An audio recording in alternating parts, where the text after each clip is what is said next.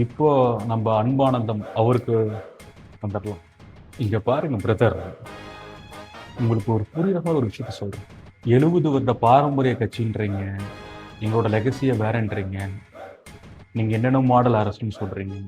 ஆனா தரம் தாழ்ந்து பிலோ த பெல்ட் ஒருத்தரை விமர்சிப்பது ரொம்ப தவறு. சரிங்களா? அவரோட பையன் பேரை சொல்லி இப்படி பேசுறது நல்லாவா இருக்கு?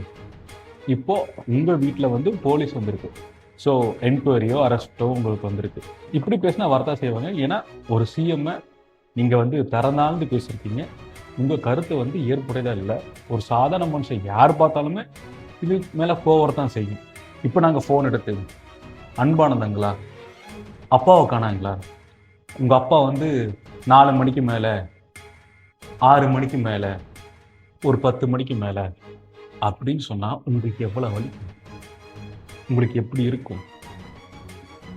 ஏன்னா நீங்கள் பேசுனதுக்கு ஸ்டாலின் சாரோ உதயநிதி ஸ்டாலினோ விமர்சிக்கிறது தப்பு இருக்கு. உங்கள் வழியை உங்களுக்கு மட்டும்தான் காட்ட முடியும். உங்கள் கட்சிக்காக, நீங்கள் ஆதரவுக்கு ஒரு கட்சிக்காக, உங்கள் விசுவாசத்துக்காக உங்களோட தனிப்பட்ட கேரக்டரை நீங்கள் இழந்துடாதீங்க.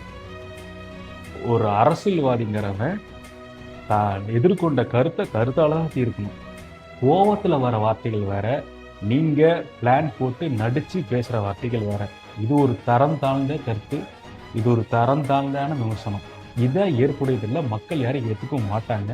ஒன்றே ஒன்று சொல்கிறேன் பொழுது, டையெல்லாம் அடித்து வெள்ளையெல்லாம் நல்லா கருப்பாக இருக்குன்னு நினைக்கிறவங்களுக்கு நரமுடி வந்துருச்சுன்னா அந்தளவுக்கு நீங்கள் மெச்சூர்டாக இருப்பீங்கன்னு நான் நம்புகிறேன். ஸோ உங்கள் கருத்துலையும் சரி, இனிமேல் வரப்போகிற காலத்தில் கொஞ்சம் மெச்சூர்டாக பேசுங்க. திறந்த அந்த அரசியல் பண்ணாதீங்க, அது உங்களையே அழிவுக்கு கொண்டு போயிடும்.